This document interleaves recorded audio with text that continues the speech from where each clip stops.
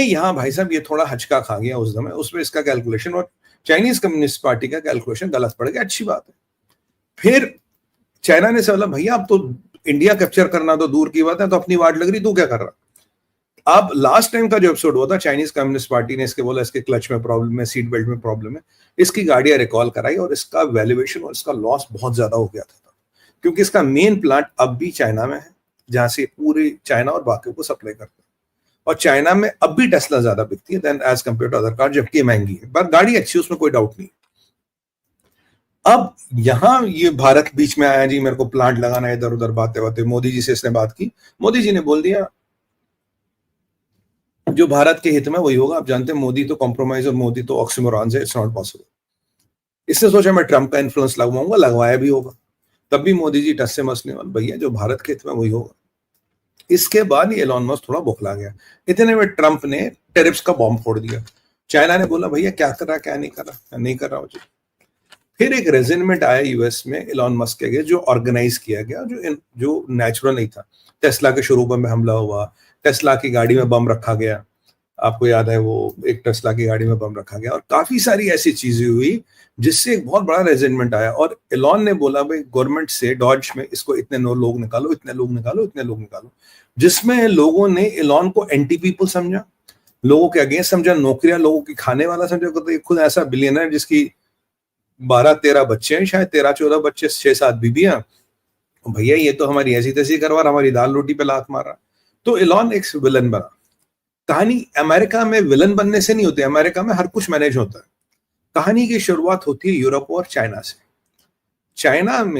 China ने एक Europe में कैंपेन चलाया अगेंस्ट एलोन मस्क, यूएस में चलाया, क्योंकि कम्युनिस्ट पार्टी अब इससे पंगा लेने के चक्कर में कहता बेटा तूने हमें बहुत चूना लगा, यू कुड नॉट डिलीवर, अब हम ठोकेंगे। चाइना की मैं बताऊं, यूरोप में इसकी सेल्स जो उसका नंबर 1 मार्केट था, 50 से 70% डाउन है। ये लास्ट क्वार्टर का नंबर आपको बता रहा हूं। फ्रॉम कंट्री टू कंट्री 50 से 70% सेल्स इसकी डाउन है। Point number 1।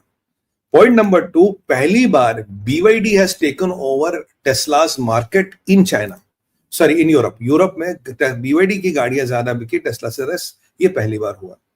तीसरा पॉइंट, BYD के पास $15 बिलियन का स्टॉक बना हुआ BYD का स्टॉक, और अभी 30 से 40% प्राइस कुछ 4-5-6 दिन पहले BYD ने और डाउन कर दिया अपना, 30 से 40% प्राइस।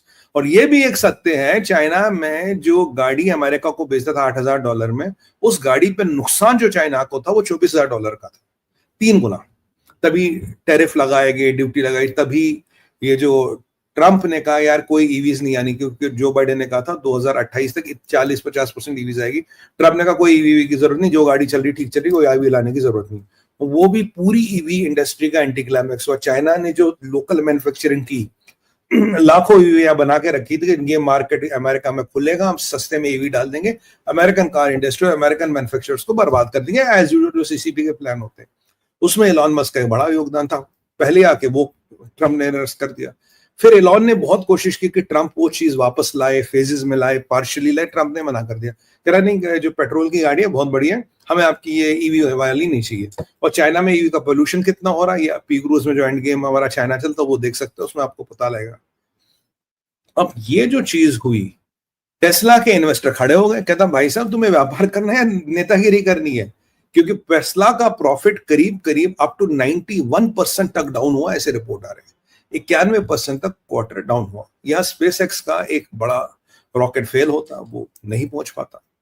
तो अब यहां चाइना ठोक रहा है, यहां यूरोप की मार्केट जा रही है, अमेरिका में रेजिस्टेंस आ रही है, इन्वेस्टर पीछे पड़े, स्पेसएक्स का रॉकेट जा रहा है, BYD ने प्राइस गिरा दी, BYD के पास 15 बिलियन का स्टॉक पड़ा है। BYD और चाइनीज कम्युनिस्ट पार्टी तुम्हें मारने के चक्कर में, not literally kill but to destroy you. अब इसकी नेटवर्थ इसको हिलती नजर आ रही है, इसकी नेटवर्क इसको खत्म होती नजर आ रही है। और net worth is not money in the bank. ये अगर कोई मैं $100 बिलियन $100 मिलियन माई एस्टिमेटेड वर्थ, अगर उसमें 5-7 चीजें खट जाए, शायद 10-8 तक भी आ सकती है, 15 तक भी आ सकती है। कैश कराने जाइएगा तो शायद ही कुछ हाथ में आए, बट वो अलग बात है। पर दुनिया उसमें नहीं चलती, दुनिया के अलग दस्तूर है, खासकर बड़े लोगों के अलग दस्तूर होते हैं। इस सब के बाद एलोन पागल हो गया, अब करेंगे। अब एक बड़ा गेम आया, एक तो चाइनीज कम्युनिस्ट पार्टी का पुश आया, 2 चीजें हो रही हैं। दो बहुत इंपॉर्टेंट चीजें आपको बोल रहा हूं और आपको अंत तक बने रहना, ये बहुत इंपॉर्टेंट होने वाला आज का अध्याय। पहला इंपॉर्टेंट चीज आया कि अब एक एआई को लेके एलॉन हमेशा नेगेटिव, एआई को लेके हमेशा इसके परस्पर विरोधी विचार है। ये एआई के अगेंस्ट में पक्ष में कभी कहता है एआई सबसे खतरा, गूगल के एआई रॉबोट्स आके दुनिया का नाश कर देंगे, ये कर देंगे। भाई तू जाके माल्स में कॉलोनी काटेगा डीएचए वाली, उसमें दिक्कत नहीं है, पर एआई एनेबल्ड गूगल के रॉबोट्स दुनिया का नाश करेंगे, ये नोशन ये हमेशा फैलाता रहा। तो ये कहीं ना कहीं एक एआई की डोमिनेशन का गेम हो रहा है, और एआई की डोमिनेशन के गेम में चाइना का मानना था, जो चाइना एक सुपर पावर बनना चाहता था एआई में, जो चाइना ने खुद कहा है खैर अब प्रोसेसर नहीं है उनके पास, चिप से वो नहीं बन पाएगा। ऐसा माना जाता कि जो चाइना का सट्टा लगा था वो लगा था एलॉन मस्क पे, कि अगर एलॉन के पास ये एआई की प्रोटोकॉल्स का, एआई के मैनेजमेंट का, एआई की पॉलिसी डेफिनेशन आ गई और एआई पे एलॉन का कंट्रोल आ गया, तो ये कहीं ना कहीं चाइना के पास सीधा कंट्रोल आ जाएगा। और चाइना बैकडोर से, जो अमेरिका ने फ्रंट डोर से एंट्री बंद की, उसको बैकडोर से एंट्री मार के एआई के गेम में अमेरिका की जमीन पे अमेरिका को पछाड़ेगा। प्रॉब्लम ये है चीनी प्लान बनाते ही ऐसा, इनकी समस्या ये ऐसा प्लान बनाते।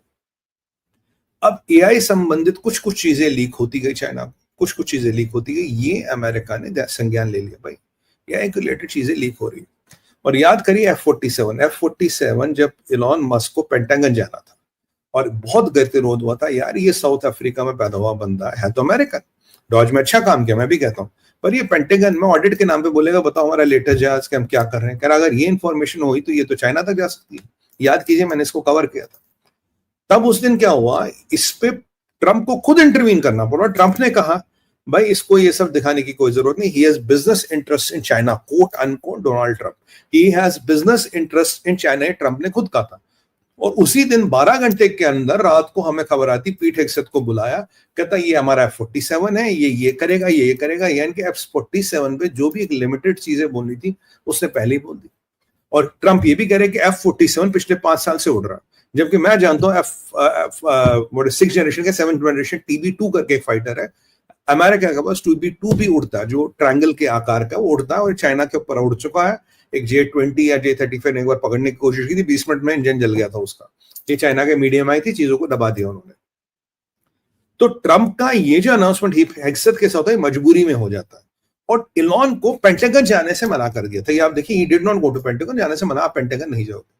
और तब ट्रंप बोलने लगे नहीं आज नहीं तो कल इसको अपना व्यापार देखना पड़ेगा, go back to his business, he is a big company, is a beautiful company. तो ये चाइना को जो चीजें जा रही थी, ये पेंटागन वाला, ये एआई वाला, ये